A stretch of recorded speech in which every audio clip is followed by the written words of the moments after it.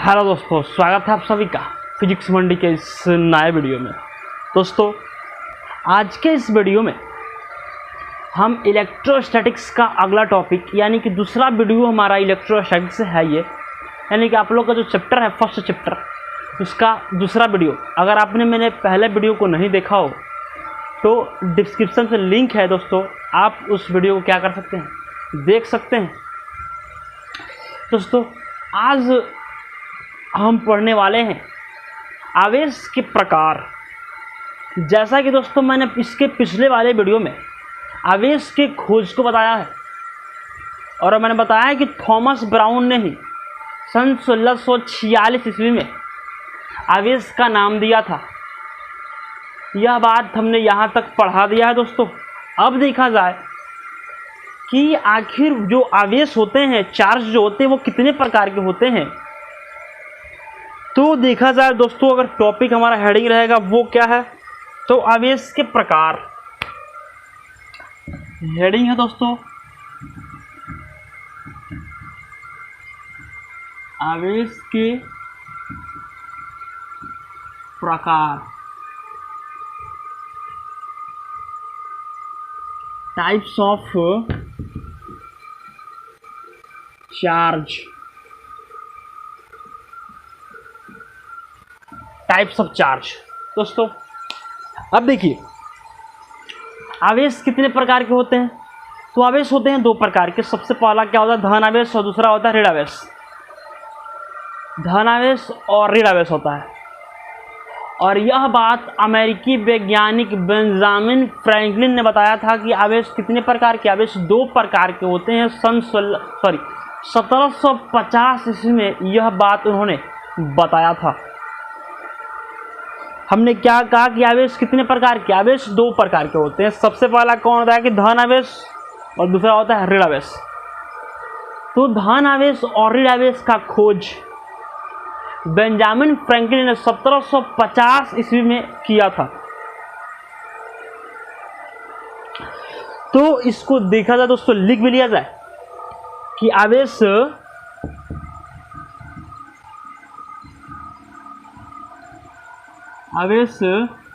दो प्रकार के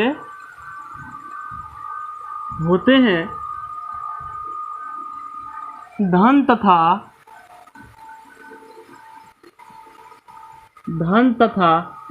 ऋण आवेश। धन तथा ऋण आवेश ये हमने देखा। और फिर देखिए धन तथा ऋण आवेश और तथा 1750 यानी कि ले सकते हैं, अरे धन तथा ऋण आवेश 1750 ईस्वी में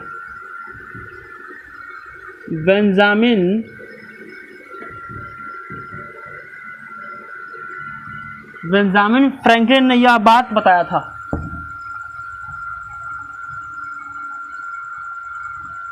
बेंजामिन फ्रैंकलिन ने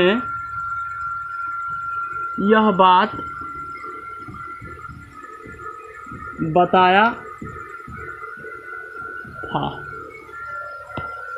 देखिए आवेश कितने प्रकार के होते हैं, आवेश दो प्रकार के होते हैं। पहला होता है धन आवेश और दूसरा क्या होता है, ऋण आवेश। धन आवेश और ऋण आवेश यानी कि प्लस और क्या होता है, माइनस। धन तथा ऋण आवेश 1750 ईस्वी में बेंजामिन फ्रैंकलिन ने यह बात बताया था। फिर देखिए उसके बाद उन्होंने यह बताया था, तो आप इसको नोट कर सकते हैं।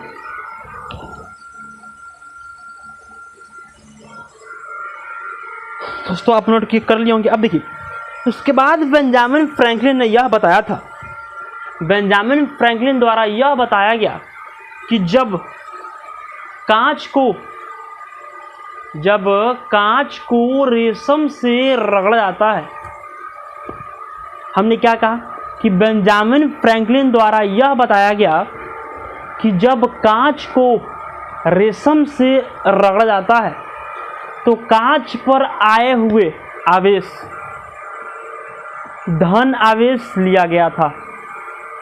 यानी कि कांच पर जो आवेश आता है उसे क्या, धन आवेश माना गया। हमने क्या कहा, एक काम कीजिए, नोट जो है, नोट में आप लिख सकते हैं इस बात को, नोट करके हम लिखवा रहे हैं इस बात को, समझिए पहले।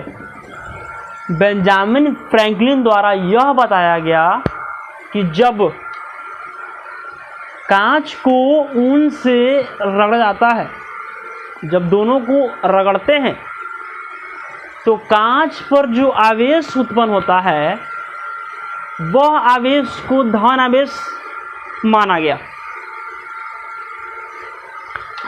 और उस धन आवेश का प्राचीन नाम क्या है दोस्तों? तो उस धन आवेश का प्राचीन नाम बिटरियस कहा जाता है, बिटरियस कहा गया। यानी कि क्या बताया हमने कि धन आवेश का प्राचीन नाम क्या है? तो धन आवेश का प्राचीन नाम बिटरियस है दोस्तों। तो नोट में हमने जैसे कहा कि आप लोग इसको नोट में क्या कीजिए, लिख लीजिए, तो नोट करके लिख सकते हैं। जब बेंजामिन फ्रैंकलिन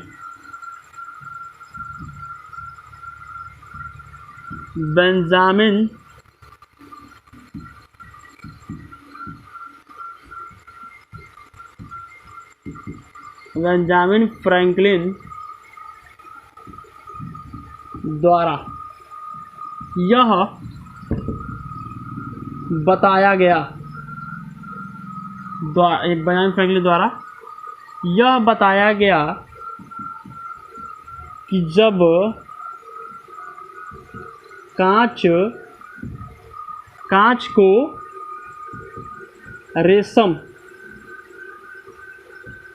रेशम से क्या किया जाता है, रगड़ा जाता है तो कांच पर आए हुए आवेश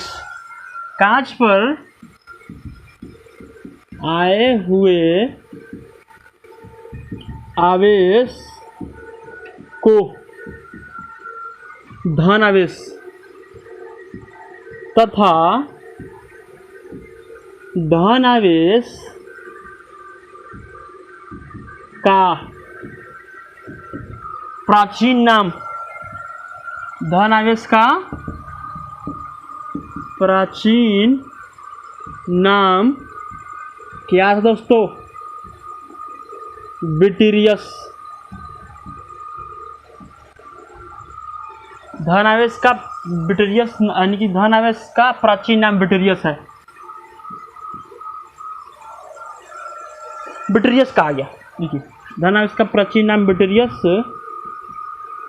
कहा गया था, चाहे बिटरियस था, ये भी लिख सकते हैं। धन आवेश का प्राचीन नाम बिटरियस था, सबसे अच्छा ये रहेगा। धन आवेश का प्राचीन नाम क्या था?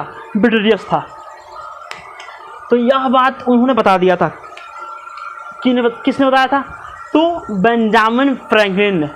अब देखिए, फिर उन्होंने एक बात कहा था कि जब कांच को ऊन से रेशम से रगड़ते हैं तो कांच पर जो आवेश आता है उसको धन आवेश माना गया। फिर देखिए, जब अंबर नामक पदार्थ को बिल्ली के खाल से रगड़ा जाता है, जब अंबर नामक पदार्थ को बिल्ली के खाल से रगड़ा जाता है तो अंबर पे आए हुए आवेश, चाहे एबोनाइट जो होता है, एबोनाइट या अंबर पदार्थ को यानी कि बिल्ली के खाल से जब रगड़ा जाता है तो अंबर या एबोनाइट पर जो आवेश आता है वह आवेश को ऋण आवेश कहा गया, और उस ऋण आवेश का प्राचीन नाम रेजिनस था। दोस्तों, सबका प्राचीन नाम होता है, पहले का नाम, ठीक है कि नहीं? तो सबका क्या होता है? पहले का नाम होता है। जैसे आप लोग को भी बचपन में कोई ना कोई लुलुआ का चिल्लाता होगा, है कि नहीं? बहुत से नाम धरते हैं, कौन डडू बा, है कि नहीं? ये सब नाम पकड़ के क्या करते हैं? बुलाते हैं लोग। तो सबका प्राचीन नाम कुछ ना कुछ होता है।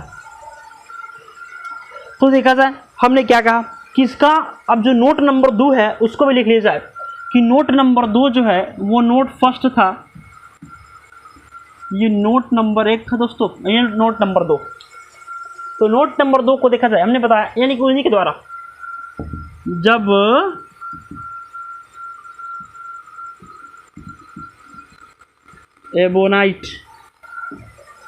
एबोनाइट तथा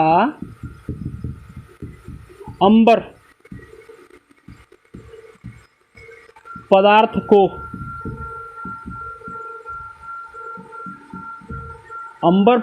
को बिल्ली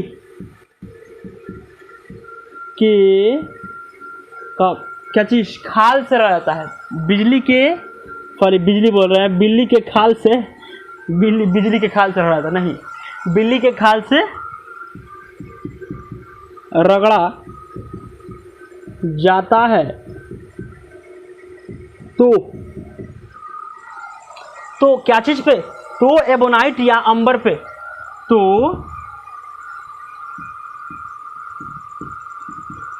एबोनाइट या लिख सकते हैं दोस्तों, या एबोनाइट या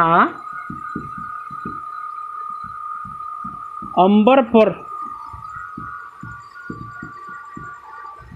आए हुए आवेश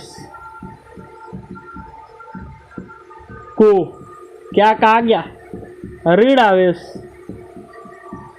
कहा गया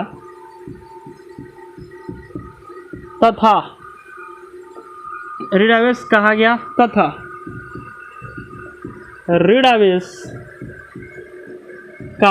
क्या था दोस्तों? प्राचीन नाम, ऋण आवेश का प्राचीन नाम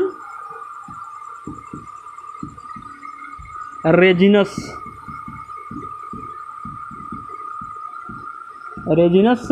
था। दोस्तों हमने ये 3 बातों को हमने देखा। सबसे पहला बात कि आवेश कितने प्रकार के, तो आवेश जो होते हैं वो होता है पहला प्लस, दूसरा होता है माइनस, जैसे में हम लोगों का भी होता है कि नहीं।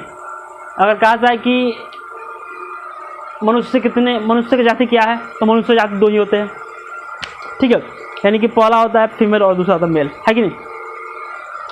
तो इसी प्रकार ये भी होता है, यानी कि इसके भी 2 जाति होते हैं, इसके भी 2 प्रकार के होते हैं। पहला कौन होता है? पहला होता है प्लस, दूसरा क्या होता है? माइनस। तो आवेश कितने प्रकार के? आवेश 2 प्रकार के, पहला क्या होता है प्लस, दूसरा क्या होता है माइनस। तो प्लस माइनस जो होते हैं दोस्तों,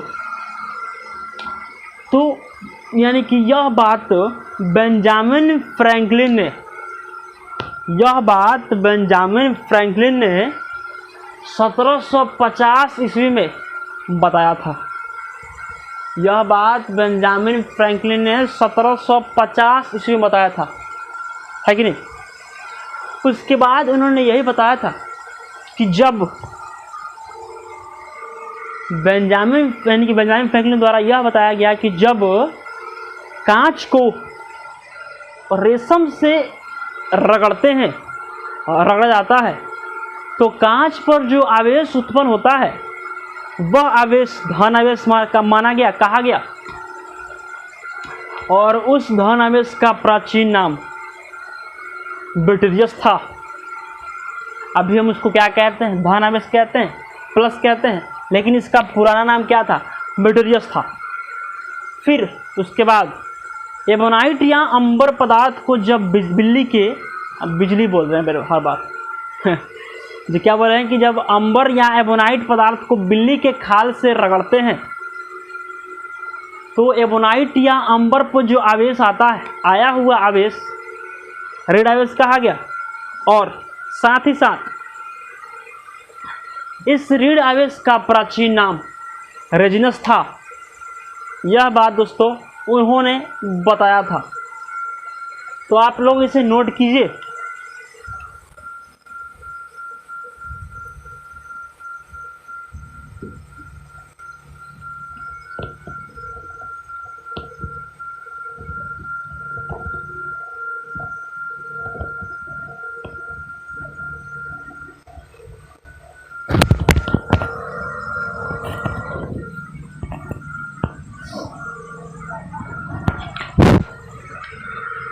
दोस्तों अब देखा जाए, देखिएगा हम आप नोट कर लिए होंगे। अब देखा जाए उसके बाद क्या है दोस्तों, आवेश का ध्रुवण आवेश का ध्रुवण है दोस्तों।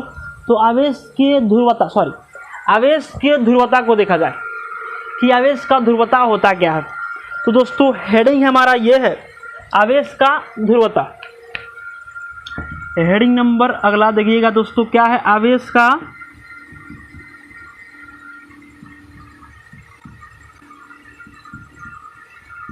ध्रुवता,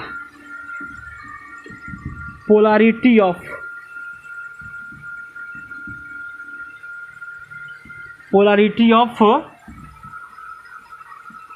चार्ज। क्या है दोस्तों, पोलैरिटी ऑफ चार्ज, आवेश का ध्रुवता। दोस्तों पोलैरिटी ऑफ चार्ज क्या होता है, आवेश की ध्रुवता क्या होती है। तो हम जानते हैं कि आवेश दो प्रकार के होते हैं, पहला होता है धन, ये दूसरा होता है ऋण आवेश। तो धन आवेश को प्लस और ऋण आवेश को माइनस द्वारा दर्शाते हैं, इसे क्या कहते हैं, आवेश का ध्रुवता कहते हैं, है कि नहीं। हमने क्या कहा, ये हमारा जो, जैसे मान लीजिए कि आपका अगर कोई नाम है, तो जब तक आप उसको नाम से आपको नहीं कोई बुलाएगा तब तक आप सुन लीजिएगा। आप अगर आपका जो नाम है, जो नाम आपका है, वो आपका क्या है, ध्रुवता है, पोलैरिटी है। सेम उसी तरह ये भी होता है दोस्तों, यानी कि जिसका जो नाम होता है उसका वो क्या होता है, ध्रुवता होता है, पोलैरिटी होता है। इसका भी यही नाम है, यानी कि धन आवेश को हम क्या करते हैं, प्लस से दर्शाते हैं और ऋण आवेश को माइनस से दर्शाते हैं, और इसे ही क्या कहते हैं, आवेश की ध्रुवता कहते हैं। लिखा जाए इसका डेफिनेशन तो कहेंगे क्या कि आवेश दो प्रकार के होते हैं, पहला धन आवेश को प्लस और दूसरा ऋण आवेश को माइनस द्वारा दर्शाते हैं, इसे ही क्या कहते हैं, आवेश की ध्रुवता कहते हैं। दोस्तों बहुत ही इजीली क्या है, डेफिनेशन है, बहुत ही मज़ा आएगा इस चैप्टर में। आप लोग मेरे वीडियो के साथ बने रहिए और अंत तक मेरे वीडियो को देखते रहिए। हमने क्या कहा, पोलैरिटी ऑफ चार्ज। तो पोलैरिटी ऑफ चार्ज में देखा जाए, हमने क्या कहा कि आवेश, इसका डेफिनेशन को लिख दिया जाए कि आवेश दो प्रकार के होते हैं। आवेश दो प्रकार के होते हैं, पहला होता है धन आवेश। तो धन आवेश दो प्रकार के होते हैं, धन आवेश को प्लस तथा धन आवेश को प्लस तथा ऋण यानी कि ऋण को क्या चीज, माइनस द्वारा दर्शाया जाता है।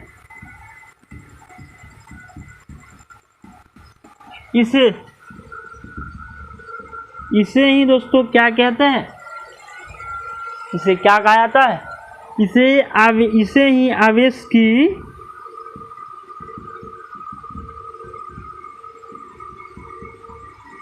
ध्रुवता कहते हैं, आवेश की ध्रुवता कहते हैं। तो हमने क्या कहा दोस्तों कि पोलैरिटी ऑफ चार्ज जो होता है क्या होता है, तो हमने कहा कि आवेश दो प्रकार के होते हैं, पहला होता है धन आवेश को प्लस से और दूसरा ऋण आवेश को माइनस से दर्शाया जाता है, उसे क्या कहते हैं, पोलैरिटी ऑफ चार्ज कहते हैं, आवेश की ध्रुवता कहते हैं। अब देखिए दोस्तों उसके बाद क्या है, उसके बाद हम पढ़ेंगे आवेश की विमाएँ। तो इसमें जितने भी हमारे आवेश की विमाएँ जो होती हैं, उसमें आवेश का इलेक्ट्रॉन प्रोटॉन का वैल्यू जो होता है उसको देखा जाए कि उन दोनों का सबका जो वैल्यू होता है वो कितना होता है। तो हम इसके साथ क्या करेंगे, उसको पढ़ेंगे। तो आप दोस्तों आप इसको नोट कीजिए।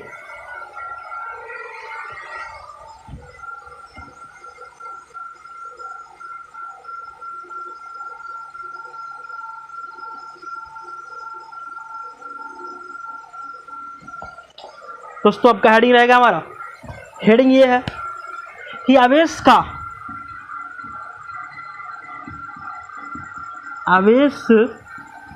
की मात्रक एवं क्या चीज दोस्तों, एवं आवेश की मात्रक एवं क्या है दोस्तों, आवेश की मात्रक एवं बीमा। आवेश की मात्रक एवं क्या है दोस्तों, बीमा है। तो आप जानते हो कि आवेश का ऐसा मात्रक क्या होता है। आवेश का ऐसा मात्रक कूलॉम्ब होता है, जिसको क्या चीज सूचित किया था, जिसको सी द्वारा क्या करते हैं दोस्तों, सूचित करते हैं। तो यहाँ पे उस बात को हम लिख भी देते हैं।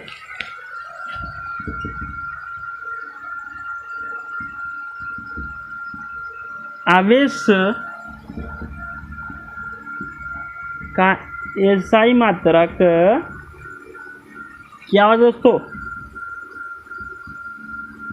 कूलॉम्ब होता है। इसे सी द्वारा सूचित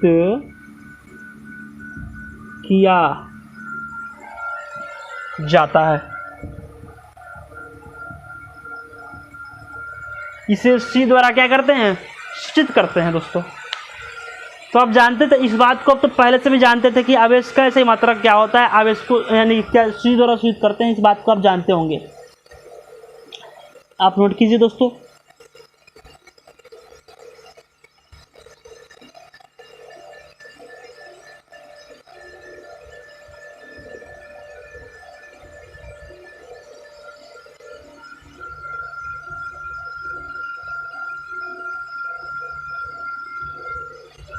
हमने दिखा दिया कि दोस्तों कि आवेश का ऐसा मात्रक क्या होता है। अब देखिए आवेश का सीजीएस मात्रक क्या होता है। तो आप इसी में लिख दिया जाए क्या दोस्तों, क्या करते हैं, इसी में लिख देते हैं आवेश का सीजीएस मात्रक। तो यहां पर लिख लिया जाए कि आवेश का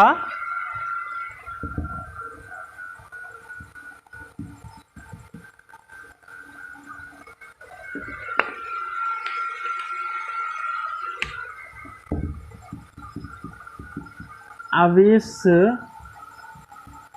का सीजीएस मात्रक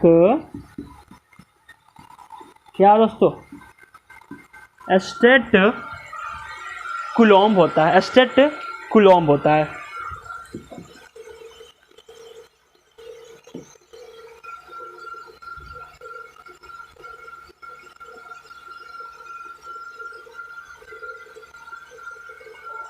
क्या दोस्तों, स्टेट कूलॉम्ब।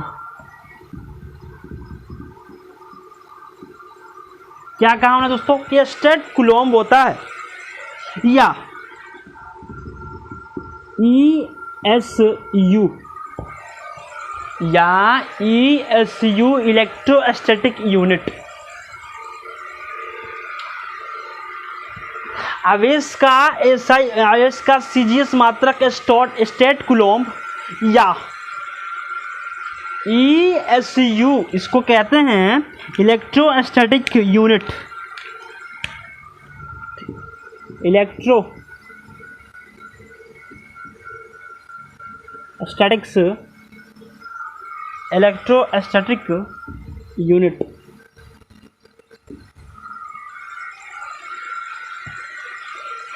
देख सकते हो दोस्तों, ESU electrostatic unit.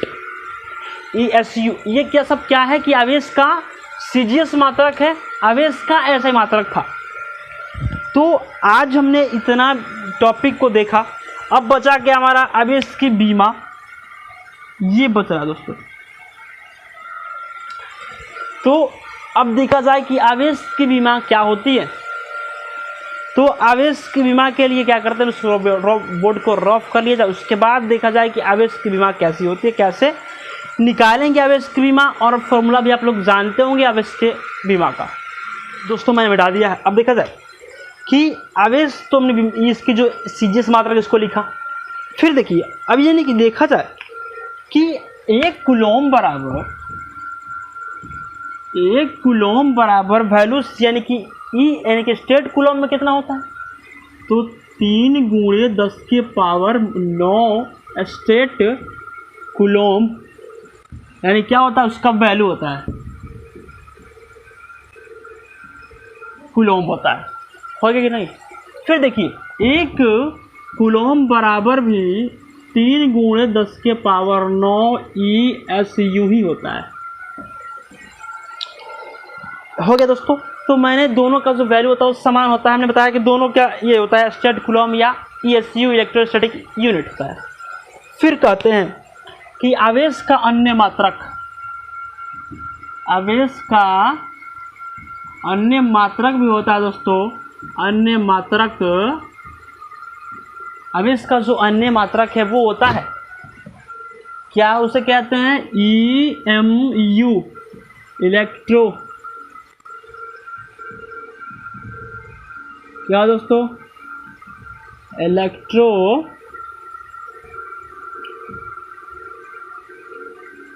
Magnetic unit, ये होता है दोस्तों इलेक्ट्रोमैग्नेटिक यूनिट। अब कहिएगा आप कि इसका भी वैल्यू बताइए। तो एक इसको एक शॉर्ट में EMU बराबर होता है दोस्तों 3 × 10⁻10 ESU, ये होता है वैल्यू। ये दोस्तों क्या होता है, उसका वैल्यू होता है। किसका? तो अन्य मात्रक का जो होते हैं, अन्य मात्रक हमारे, उसके वैल्यू कितना होता है? तो उसका जो वैल्यू होता है वो 3 × 10⁻10 ESU में होता है। फिर कहते हैं कि हमारा टॉपिक था कि आप कहिए सर आपने आज से केवल बीमा इसका मात्रक बताया है, बीमा तो बताया नहीं। तो अब कहते हैं कि आवेश का जो बीमा होता है, आवेश बराबर फॉर्मूला क्या होता है, विद्युत धारा गुणे समय। दोस्तों बताइए, तो इसको I लिख देते हैं विद्युत धारा, और इसको T लिख देते हैं। विद्युत धारा कैसे मतलब क्या होता है, एम्पियर, और T क्या हो गया, आवेश का बीमा AT। आवेश की बीमा क्या होती है दोस्तों, तो AT होती है। सबसे इम्पोर्टेंट है दोस्तों, आप लोग इसे बिल्कुल भी नहीं भूलिएगा कि यानी कि आवेश की बीमा क्या होती है, तो AT होता है दोस्तों। बहुत ही इम्पोर्टेंट टॉपिक है और ये बहुत ही मायने रखता है दोस्तों इस चैप्टर में। अब देखा जाए दोस्तों, आज के इस वीडियो में बस इतना ही, और आपसे मिलते हैं नेक्स्ट वीडियो में एक नए टॉपिक को लेके। अगर आप लोग को मेरा वीडियो अच्छा लगा हो तो प्लीज़ मेरे वीडियो को लाइक करें, और अभी तक मेरे चैनल को सब्सक्राइब नहीं किया तो प्लीज़ मेरे चैनल को सब्सक्राइब करें, और कमेंट करके बताएं कि आप लोगों को मेरा वीडियो कैसा लगा। मिलते हैं आपसे नेक्स्ट वीडियो में एक नए रूप में, तब तक के लिए धन्यवाद।